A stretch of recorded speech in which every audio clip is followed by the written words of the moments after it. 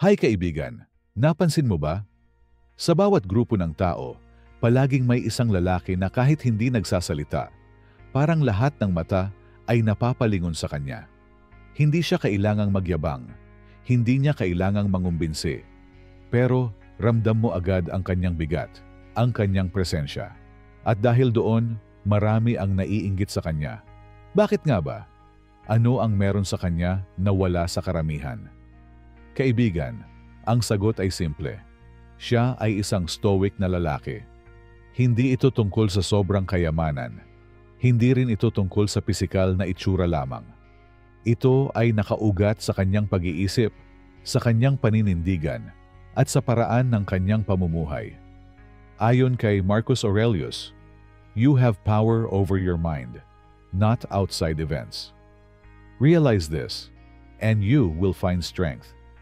At dito nakasalalay ang tunay na lakas ng isang stoic na lalaki. Nasa kontrol niya ang sarili, kahit hindi niya makontrol ang mundo.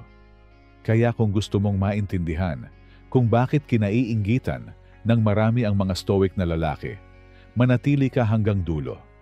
At bago tayo magsimula, kung bago ka sa channel na ito kaibigan, nais kong i-comment mo sa baba kung ano ang katangian mo, ang kinakainggitan sa iyo ng mga tao. Dapat maging proud ka dito kaibigan, at huwag mong kalimutang mag-subscribe sa channel na ito. Dahil dito, natututo ka kung paano palakasin ang isip mo, ang loob mo, at ang karisma mo para maging mas mabuting bersyon ng iyong sarili.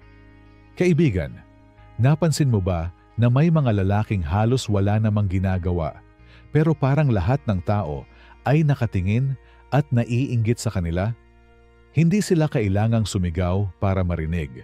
Hindi sila kailangang magyabang para mapansin. At hindi rin nila kailangang ipakita lahat ng tagumpay nila para sila'y hangaan.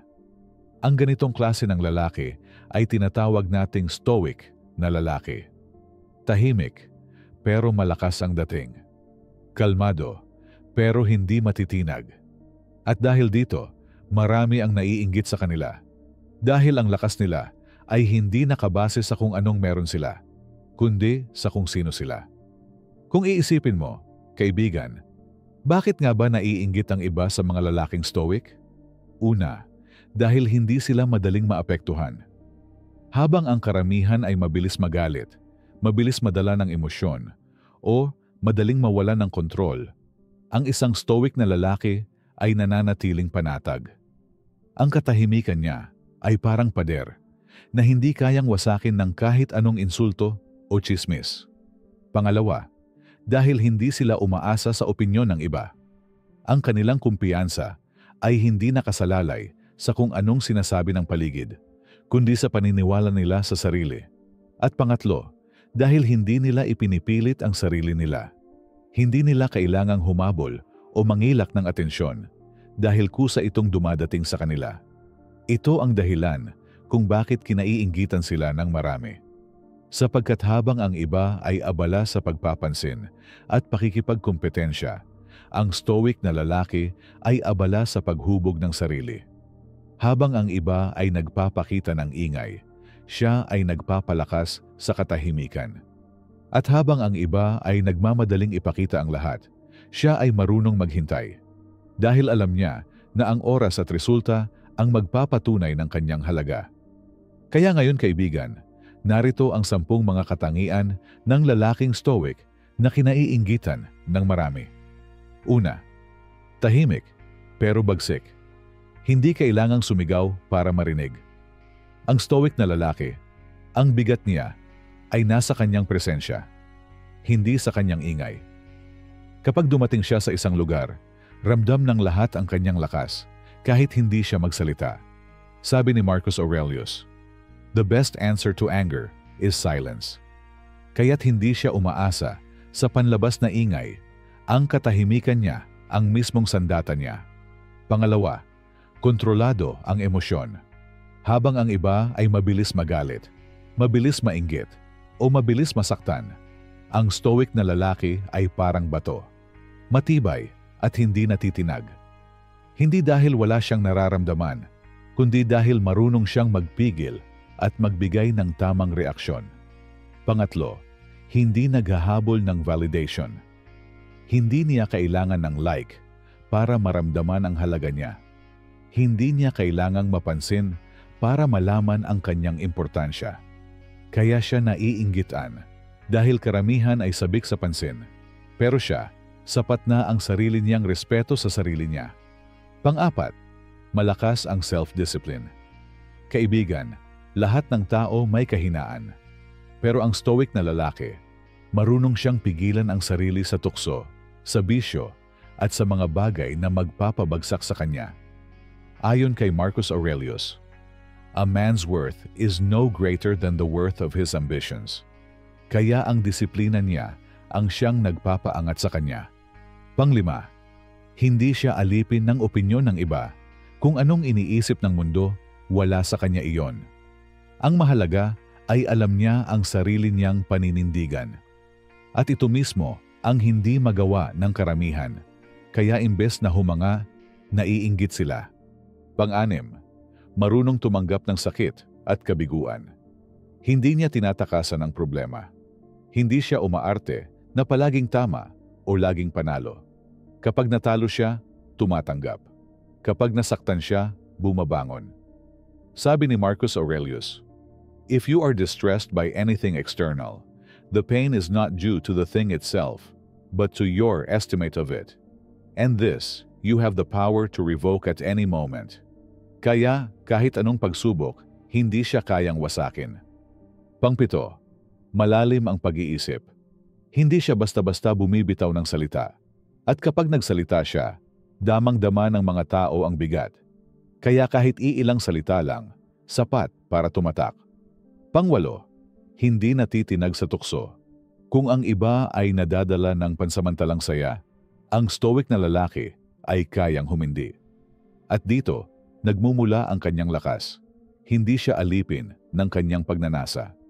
Pangsyam, tahimik na tagumpay. Habang ang karamihan ay nagpo-post ng lahat ng tagumpay nila, ang stoic na lalaki ay hindi kailanman nagyayabang. Gumagawa siya, tahimik. At ang resulta, kusa na lang lumalabas. Ayon kay Marcus Aurelius, "Waste no more time arguing about what a good man should be. Be one, kaya't imbes na magsalita ng maganda, ginagawa niyang totoo." At pang-10, may aura ng misteryo. Hindi siya bukas na libro na mababasa ng lahat. Lagi siyang may bagay na hindi sinasabi, hindi ipinapakita. Kaya't habang ang iba ay inuubos ang sarili para sa atensyon, siya ay nagiging mas kaakit-akit dahil sa kanyang misteryo. Kaibigan, kung gusto mong maging ganitong uri ng lalaki, tandaan mo, hindi mo kailangang pilitin. Hindi mo kailangang maging perpekto at hindi mo kailangang sabayan ang ingay ng iba. Ang tunay na karisma ay nanggagaling sa disiplina, sa dignidad, at sa kakayahang kontrolin ang sarili. Ang stoic na lalaki ay hindi nagmamadali, hindi natitinag, at hindi natitinag ng ingay ng mundo. Kaya siya ang pinakanatatandaan. Ayon kay Marcus Aurelius, "You have power over your mind, not outside events. Realize this, and you will find strength."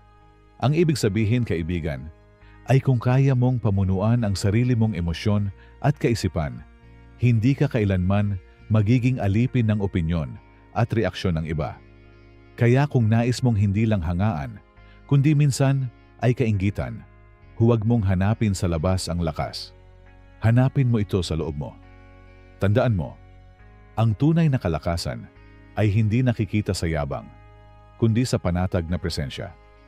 Ang tunay na respeto ay hindi hinihingi, kundi kusa itong ibinibigay ng mga tao sa isang lalaking marunong manahimik, magpakatotoo, at magpakatatag. At ang pinakamatinding aral, hindi mo kailangang ipakita kung gaano kakalakas dahil kusa itong mararamdaman ng lahat. Kaibigan, naiinggit ang mga tao sa stoic na lalaki dahil hindi nila magawa ang kanyang nagagawa. Habang ang karamihan ay umaasa sa iba para sa kaligayahan, ang stoic na lalaki ay natututong hanapin ito sa loob niya. Habang ang iba ay natitinag ng tukso at opinyon, siya ay nananatiling matibay at buo. Sabi ni Marcus Aurelius, "The happiness of your life depends upon the quality of your thoughts." At dahil mataas ang kalidad ng kanyang pag-iisip, mataas din ang kalidad ng kanyang buhay. Kung gusto mong maging ganitong uri ng lalaki, huwag mong isipin kung ano ang sasabihin ng iba. Simulan mo sa pagkakaroon ng disiplina, sa pagharap sa sakit, at sa pagkontrol ng iyong isip.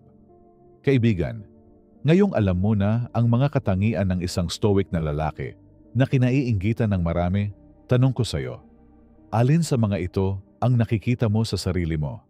At alin ang gusto mong simulan palang buuin? I-comment mo sa ibaba ang sagot mo, dahil gusto kong makita kung paano ka nagsisimula sa iyong stoic na paglalakbay. At kung gusto mo pang matuto kung paano ka magiging karespe-respeto, matatag, at tunay na kaakit-akit kahit walang kahirap-hirap, huwag mong kalimutang mag-subscribe, kaibigan. Tandaan mo ito, kaibigan. It is not death that a man should fear, but he should fear never beginning to live. Marcus Aurelius. Kaya't huwag mong sayangin ang oras. Simulan mo na ngayon.